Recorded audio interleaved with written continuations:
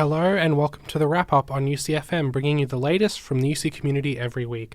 I'm Ben and I'm joined by Lila on the first episode of this semester. What's been happening? Everything and nothing at the same time, Ben. Yeah, I mean, I was just saying before, very glad that it's almost Friday. Absolutely. Can't wait for the weekend. Yeah, no. And I feel like we need a sneaky public holiday or just, I would love a public call holiday. in sick on Monday. We need an extra day just to really recuperate. Certainly. Yep. Anything else happening exciting-wise? I mean, I took a trip to Sydney recently. Oh, that's nice.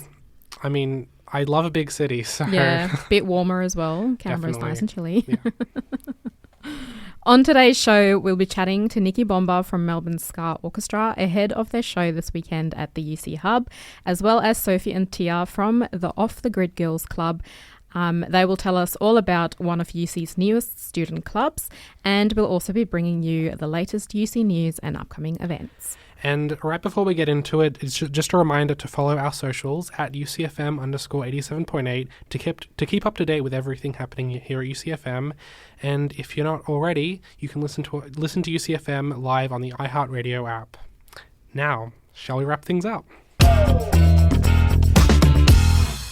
To start this week's show, we are joined by Nicky Bomba from Melbourne Ska Orchestra, who are playing a live show this Saturday, August 2nd at UC Hub. Hi, Nicky. Thanks for joining us. Hi, greetings. Thanks for inviting me. You formed the Melbourne Ska Orchestra back in 2003. Can you tell us a bit more about who and what the Melbourne Ska Orchestra is? Sure. Well, it started in 2003 as a tribute to ska. I mean, there was lots of reggae and ska and mento bands happening around Melbourne at the time. And 1963 was when kind of ska hit the planet with the song called My Boy Lollipop. That's what made it kind of that ska sound famous. And so 40 years later, in 2003, we thought we would just do a tribute to all those songs and the vibe that inspired so many of these bands. And so we put the word out, and we were inundated with how many people that wanted to be involved. And that first gig, we kind of went, hey, we should probably do this again. This was so good. And it was a sold-out place, and people turned away. And so we kind of started that celebration all out of the love. And, 22 years later, we're kind of still doing it. But it was really brought together, first of all, as a tribute, but then we realised that when we started writing our own songs, it's important to try to further the genre a bit, which is what I love about the band. Is there's so much musical talent and creation in there that we're still doing it and loving it. Yeah, and I mean, speaking of writing songs, I know back in 2018, you had a little project where you released one song a week, which ended up being a massive 52 songs, and you actually managed to get an ARIA award for that. What was that production process like? I laugh in hindsight. I really do. It was a crazy military process. Well, it was really just like it was a bit of a challenge first. I said, "Do you reckon we can do this?" And we're always writing songs, and so we kind of broke it up into 4 lots of 13, a bit like a card set, clubs and spades in it. So the first 13 were all classic. If you wanted to learn about ska, this was your Bible. All these songs were like pivotal in us learning about ska and reggae. And then the second 13 were TV and movie themes, which is a very common thing in the ska genre. So we did Family Guy, we did Simpsons, we did Narcos, Doctor Who, even Curb Your Enthusiasm. So we kind of we brought it into the 2025 vibe, or into the modern vibe then. Then the last 26 were all original, all songs written on a weekly basis. That's where it got kind of really hairy because the budget kind of soon ran out. So our catering budget at the start was like, nice meals and good lunches and everything. And by the end, it was, 4 o'clock souvlaki's and dollar coffees from 7-Eleven. It deteriorated badly. But it was an amazing adventure into, again, the love of the genre, the love of the music, and everyone was in, great vibes. There was no egos. There was really good energy. And it was inspiring. When you kind of set yourself a mission like that, and everyone is all hands on deck, and everyone's contributing. We had lots of songs left over even afterwards. We actually ended up doing 53, and we went, hang on a second, we've done one too many anyway, because we got that weeks wrong. So it was an amazing adventure, and I think after it we all kind of had to recharge our batteries for a while, but we kind of missed it. The fact that it felt like we were a real creative force, and we obviously still are, but that was intense. I loved it. It was great that we got an ARIA for it. I think we definitely deserve that. Absolutely. And you've also just released a new album, The Ballad of Monty Loco. Can you tell us a bit more about that? Well, first of all, you have to say, Jeffrey, The Ballad of Monty Loco. So give that a try first. The Ballad of Monty Loco. Very good. Now we got it. Yeah, so it's a whole, again, we like to explore different genres, and I think ska came about because it was a hybrid of Jamaican folk music and American R&B. So the hybrids are important for us, and also the Melbourne Ska Orchestra. We like to look at ourselves as part of the fourth wave of ska, which is the international ska. So we're experimenting, and being from Melbourne, which is a multicultural mix, and there's so many different nationalities within the band. We thought we would. Our thing was about making hybrids. So this time we thought, what about a spaghetti western ska album? And no one had really kind of done it properly. There was only spatterings of it, and so we just dove really deep into that whole world of the good, the bad, and the ugly, and A Fistful of Dollars and Ennio Morricone, and it was like a university degree in musicology, where we had to learn how to adapt that style into what we're doing while maintaining the integrity of our mission, of our song, and our creativity. And I'm so proud of what we did. And again, a great bunch of musicians coming together. We had a great team working on it, and there's a lot of soundtrack stuff in it. So it's a bit like we wrote a soundtrack to a film that doesn't exist. So our next thing now is to actually make that film. So we're talking to directors at the moment about making a film called The Ballad of Monty Loco. So we did everything backwards. But yeah, I'm really happy with the result and loving it. Yeah, and I guess as just a layman, I don't really see ska celebrated that often by the general public, but you guys do tour quite extensively. What has the fan response been, and what can people expect on your upcoming show at UC? Sure. I mean, overseas, we're well loved. We just got back from Mexico, and there was like 6,000 people singing our songs, and we had no idea that we had that clout over there, that our sound had infiltrated so much. I mean, it's a massive. Sorry, just the Melbourne tram going past. There's a massive ska audience there. It's one of the biggest ska audiences in the world. And then we just come back from Canada as well too. And again, like a lot of people get ska, and it's more exposed over there. I think Australia is probably a bit on the back foot as far as it being a genre that is accessible or is even understood. But our live shows are universal experiences. They're doesn't matter really what type of style of music you're into. It's a real uplifting, energizing, humorous adventure, and we take people different places, and we have this real great connection with an audience. So, and our audiences in Australia are building and building. I mean, this is looking like being close to a sold-out tour. So,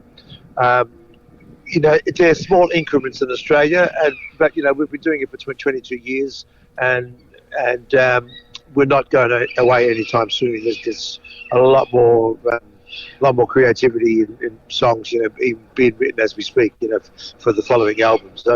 So I think we don't mind flying the flag for ska in Australia, and that's kind of the general vibe. And a lot of ska bands also come up to us and thank us for pushing that whole genre along. I mean, I know I'm excited for the show coming up. Thanks for joining us. No worries. Thanks for having a chat. Rug up. Thanks, Nikki. You too. Yeah. Okay. And of course, you can get your tickets for this Saturday's Melbourne Ska Orchestra show at the UC Hub on Moshsticks, or if you're the odd person who likes free stuff, you can head to our Instagram and we'll give away, as we're giving away 5 double passes to see Melbourne Ska Orchestra at UC Hub. And I know, 5's a lot, and we don't get a crazy amount of people, so you definitely have a chance at getting one if you sign up. And so go ahead and find the pin post on our Insta and follow the instruction there to enter. But hurry, as entries close at midnight tonight, and the winners will be announced tomorrow. So very quick process.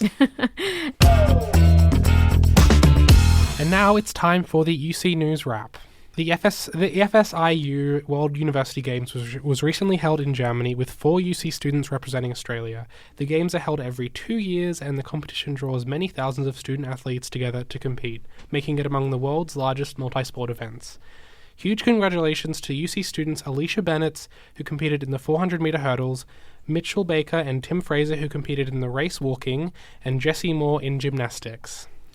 Distinguished Professor Arthur Georges received the prestigious 20th Annual Burle Turtle Conservation Award last Friday at a ceremony in Tennessee, the United States. The honour recognises Professor Georges for his extensive research in wildlife conservation and on-ground turtle recovery efforts. Professor Georges has contributed extensive strategic research to underpin conservation efforts for threatened and endangered species, and said that receiving the award was a huge honour, and he truly appreciated the recognition of his peers, both nationally and internationally. Congratulations to Professor Georges. And 3 students from the Faculty of Science and Technology will take on seasoned project management professionals next week in a feisty debate on the use of artificial intelligence in project management. AI is a great disruptor across multiple sectors and roles, and project management is no exception. But is this boon or bane? At the upcoming event, called The Great Debate, UC's Ramisha Tassif, Stephen Finn, and Nicholas Villas will go head-to-head with industry experts to find out. The debate will be happening on Monday, August 4th, at the Anne Harding Centre from 6:30 p.m. Tickets are available via Humanitix with discounted tickets for students. And finally, UC FitX is offering UC students free access to their gym, group fitness classes, and introduction assistance during week 1 and 2 of the semester. Visit the team in Building 29 to sign up. That's the latest news from around campus. And now it's time to chat with one of UC's student clubs and societies. This week we're joined by Sophie and Tia from Off the Grid Girls Club. Thanks for coming into the studio. Thanks for having us. Thank you. So just to start us off, tell us about your club. Well, we are kind of all about introducing women and genderqueer people into the outdoors as much as possible, trying to get people more into connecting with the outdoors, whether that's through like really chill, easy walks, or maybe some like overnight hiking, or even just as chill as just going for a stroll and grabbing a coffee together. It's all about connecting women and genderqueer people. Absolutely. And with that in mind, do you have to have a certain level of fitness, or can you just come in and do what you want to? So I think the great thing about Off the Grid Girls is we like to cater to everyone. So even if you're curious in getting to the outdoors, or curious just to meet a really great community of like-minded women and genderqueer, we like to cater for everyone. So we kind of put it in 3 categories. So our kind of base one is called Base Camp. It's more of our like communities and our socials that we'll do like once or twice a month, and that's just for everyone to get together. Even if you're injured or you're just not feeling up to any of our big adventures, or you can't make it, it's still a really great way for everyone to connect. And I find that's a super important part of any club, is just the continuous connecting and social, and that's really the best way to make friends. The next tier I'd kind of say is our trail tasters. That's more when we're getting outside into like our shorter hikes, still local, so out in Namadgi or Timbimbilla, maybe just a day or a couple of hours. So if you want to get outside, you want to get hiking, but you're still learning and introducing yourself, that's a nice way to taste the trails. And then the next level is more of our big adventure ones. We call that our gear and go. These are our monthly big adventures. So I think anything from going out doing overnight hikes, going interstate. So it's more geared to people that already have like hiking experience and have that fitness. So kind of our intermediate and advanced, and they're pushing for our big adventures. And I think having the 3 different levels, people can kind of pick and choose what they want to do and kind of select. And then even if you're super into it, you can just come along to everything. But it's so nice having the different options and giving the chance for people to connect across the month as well. Yeah, and how has the club sort of gone so far, and what events do you hope to put on in the future? So Off the Grid Girls, or OTGG, because as you said, it's quite a mouthful. Try to say Off the Grid Girls like 5 times really fast. Off the Grid Girls, it's like mouthful. So I think OTG, OTGG, or Off the Grid is a nice way to shorten it as well, and an acronym that we use. The actual club, we only became official mid-July, so only a couple of weeks ago. Yep. And then the community altogether only started 3 months ago. So it was the start of May that we kind of put out an EOI of, this is me, this is my story, like these are the kind of people I'm looking to meet, like trying to find that community. And I was curious to see if anyone was out there interested in the same thing, because I kind of felt a little isolated and didn't have that community of like-minded people. Put that out and then was absolutely like overwhelmed by the response and the positive and the enthusiasm for this kind of thing in the outdoors. So I think, including me, yeah. I said, sign me up. Like, how do I help? And then So since good. then, it has just been like, we had a stall at the at O Week, and the response was just great. Like, we had a queue for our stall to talk to us about our club at multiple times throughout the day. And so I think it's just like very clear that there's this niche that needs to be filled, and that people are like, and I've had so many people say like, oh, I've always wanted to, get into the outdoors, but I don't know who to go with. I don't know where to go. Like, I don't know if my fitness is, at that level. And that's what this is all about. It's about introducing women to just giving it a crack and seeing if it's, if it's for you or not.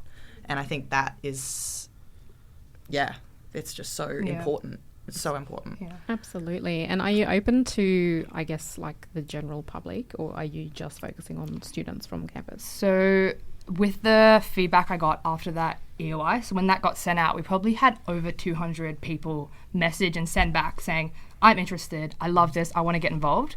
And I found UC was actually a kind of small group of those people. We're getting more now that we're advertising in UC, but I had people reaching out from ANU, from CIT, from ACU, from UC alumni, to even like older women asking like, how old?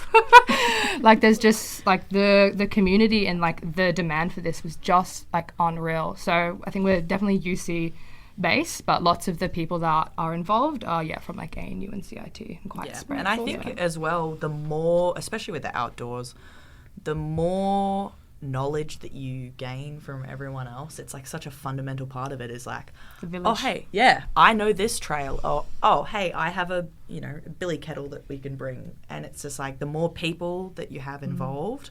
So absolutely, we're open to pretty much everyone. That's awesome. I think I was just going to add on to that is the idea of like the village. And like, I love this idea of like, you need your village, and like, humans are social creatures by nature, and we need our village. And I think a lot of people forget to take care and nurture their own village, but I think it's so important, build your village and give back. So, what can I give to other people, and instead of expecting it to be a transactional thing, just giving to the community and knowing that your village will be there to support you as well. And I think that's kind of we're building off that idea with like hikes and gear. So say, lots of international students or interstate students, for example, at UC don't have a car. Yeah. And we're building on that idea of a village of like, if you don't have a car or you don't have gear, like someone else will have it. Yeah. You can reach out, and you should feel comfortable to reach out into the village, and then we can help you. Yeah. And we can kind of, everyone builds off each other. And just that idea of a village, I think, is so important. I feel like people definitely forget about how important that is for their lives. So, yeah. And for your events in the future, how often do you guys plan on meeting? Well, we are aiming to do about 4 or 5 different events per month, and making it making each one a different level so that we're catering to sort of everyone at least once a month. So, for example, August, what have we got coming up next week? Next Tuesday, we're doing indoor bouldering. It's supposed to be super easy, super social.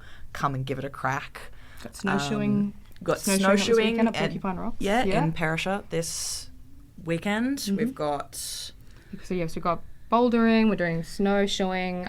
It's a bit cold, but we are braving it out to a campsite called Honeysuckle Campsite.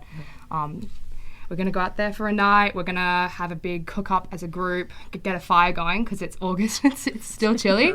Get a fire going. It's a nice introduction to camping. And then in the morning, we'll let our things defrost. And then we'll head out for a hike up to Legoland, which are these huge boulders. And you get these gorgeous views looking all over ACT. And then we'll just walk back down, pack everything down and head back. And we'll be back by midday. Yep. Like Saturday, and then what are the other things? We're going to do a sunrise. As just a trail taster. So just as like a general easy walk, we've got a sunrise walk. And coffee. And sweet treat. The most important part.